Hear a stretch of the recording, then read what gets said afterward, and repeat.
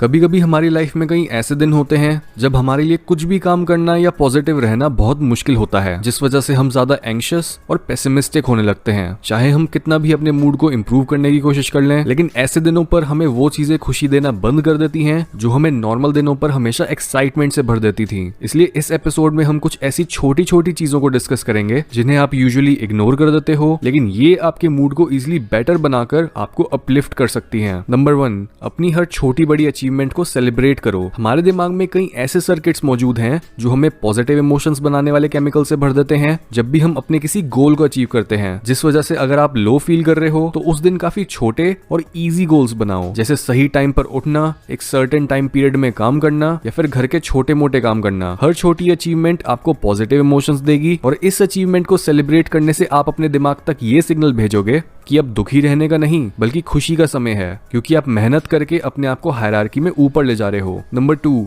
अपने एनवायरनमेंट को पीसफुल बनाओ। एक डल एनवायरनमेंट जैसे वही चार दीवारी जिसमें आप हर रोज अपना सारा समय काटते हो, वो एक पॉइंट के बाद आपको डिप्रेस करने लगता है और आपको उसमें कुछ चेंज चाहिए होता है। इसलिए हर टाइम एक ही जगह पर समय बिताने, शोर शराबे वाली जगह पर बैठने या डिस्ट्रैक्शन से भरे एनवायरनमेंट से बाहर निकलो। अगर आपको कुछ समय बाहर आकर बस आसमान की तरफ देखना है तो वो करो। कोई भी ऐसी चीज जो आपसे आपका पीस छीनती है और बदले में आपको एंजाइटी देती है, उससे दूर रहो। नंबर 3, अपनी एनर्जी और टाइम यूजलेस कामों में वेस्ट मत करो, क्योंकि अल्टीमेटली सिर्फ आप ही अपनी सेहत और खुशी के लिए रिस्पॉन्सिबल हो। और अगर आप खुद को उन कामों में या फिर उन लोगों के साथ इन्वॉल्व कर लेते हो जो बस आपका टाइम और एनर्जी वेस्ट करते हैं और आपको अपने बारे में बुरा फील कराते हैं, तो ऐसे केस में आपको वहां बाउंड्रीज बनानी पड़ेंगी और ये डिसाइड करना पड़ेगा कि आप किन चीजों को अपना टाइम देना बिल्कुल अफोर्ड नहीं कर सकते। सिर्फ आप जानते हो कि कब आप लो फील कर रहे हो और कब आपको अपनी प्रायोरिटीज को लेकर काफी सिलेक्टिव होना है। इसलिए अपने टाइम को ऐसी जगह पर लगाओ जो प्रोडक्टिव हो और जिससे आपको सेटिस्फैक्शन मिले, जैसे आपकी कोई हॉबी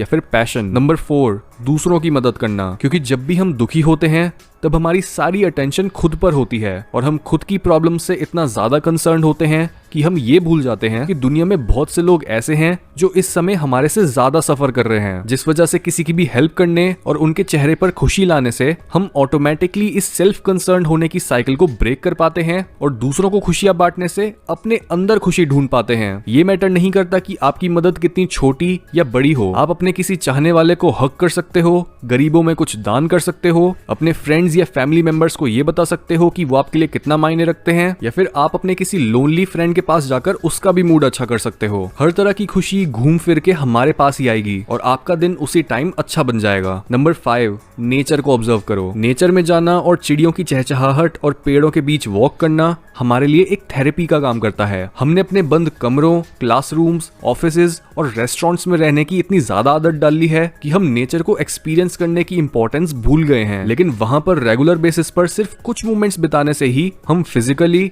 इमोशनली और मेंटली ज्यादा हेल्दी महसूस करते हैं। नंबर 6, अपने घर या रूम को साफ करो और उसे ब्यूटीफुल बनाओ, क्योंकि ये छोटी सी प्रैक्टिस हमें एक पीसफुल मोड में आने में बहुत मदद करती है। जैसे जैसे हमें हर चीज सिमटती हुई और सुंदर बनती हुई दिखती है, वैसे वैसे हम अपने अंदर उस ब्यूटी को फील कर पाते हैं। ये इसलिए होता है क्योंकि हमारा एनवायरनमेंट हमारी इंटरनल साइकिक स्टेट को इन्फ्लुएंस करता है, जिस वजह से अगर हमारा घर या रूम बिल्कुल गंदा हुआ पड़ा है और हर जगह चीजें बिखरी पड़ी हैं, तो यही मेस हम इंटरनली भी फील कर पाते हैं। नंबर 7, सोशल मीडिया पर नहीं, रियल लाइफ में लोगों से मिलो, क्योंकि आजकल हम किसी से भी टेक्स्ट या वर्चुअली बात करके ये सोचते हैं कि हमने सोशलाइज कर लिया, लेकिन ऐसा नहीं होता। हमें रिलेशनशिप्स के नाम पर किसी की सेकंड हैंड प्रेजेंस नहीं चाहिए होती, बल्कि हमें उनसे फेस टू फेस मिलना होता है, जहां हम उस इंसान को टच कर सकें, उनके माइक्रो एक्सप्रेशंस को नोटिस कर सकें, एनवायरनमेंट की स्मेल्स हमारे एक्सपीरियंस में कलर डाले और हम किसी ऐसी एक्टिविटी को परफॉर्म कर सकें जो हमें उनके क्लोज लाए और हम साथ में मजा कर सकें। इसलिए जब भी आप अच्छे मूड में नहीं होते और आपका किसी से बात करने या फिर उनसे मिलने का मन करे, तो उन्हें ऑनलाइन मैसेजेस भेजने के बजाय रियल लाइफ में मिलो और अपने एक्सपीरियंस में वो डेप्थ ऐड करो जो आपकी क्लोज रिलेशनशिप्स की नीड को पूरा कर सके।